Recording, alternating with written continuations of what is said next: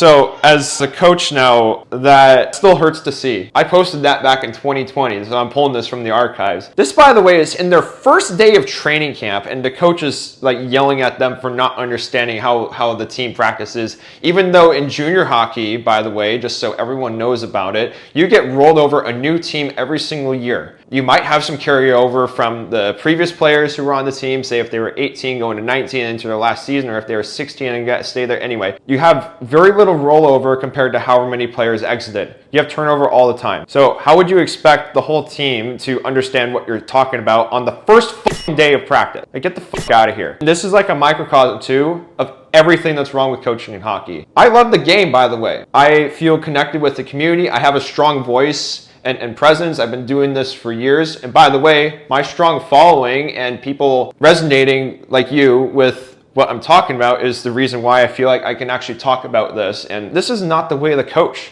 I don't care if it's for a team or for one-on-one environment. This is not how you do it. I've had a few clients also go through the same problem where the coaches, the players will ask the coaches to be more specific in their feedback, and then the coaches remain unspecific in their feedback. It might be my fault too, because I teach my players to be very input to output oriented. Some people might call it analytical, but I'm telling them with my workouts, like whether it's on ice or in the gym, that it's like, hey, these are the inputs that you need to get the outputs that you want with your hockey development. You get stronger at the HE split squat and see you good morning, you get faster. And you can also do twitch work that helps you get faster. Also, if you work on your corkscrew, that shows up in specific games in the ice. If you do your anchor, you can do that in tight spaces a lot better and dangle a lot more. So you see how how specific that gets? Whereas the feedback that some of these coaches say is like, oh yeah, we want to play fast.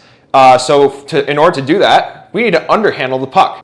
Excuse me, what do you mean by underhandling first off? What do you mean by playing fast? Because there's players who actually skate at 24 miles an hour, and there's also just moving the puck around. Like you know, that's the second part is likely more what they mean, but they still need to specify what they're talking about, and they don't. And then they get upset at the players for asking them questions about what they're talking about, and it's like, I had a client who was looking over his game film and like stressing up until like 3 a.m, by the way, about this exact problem that he was having with his coach. And they were about arguing about this. I'm not going to go deeper into it, but the argument was there, and it escalated because the player looked over every single one of his like shifts, counted every single one of his plays. Like he looked over passes in neutral zone, passes in the O zone, turnovers created, turnovers that he forced onto the other team, face-off winning percentage, clearing out of his zone, and even points. Like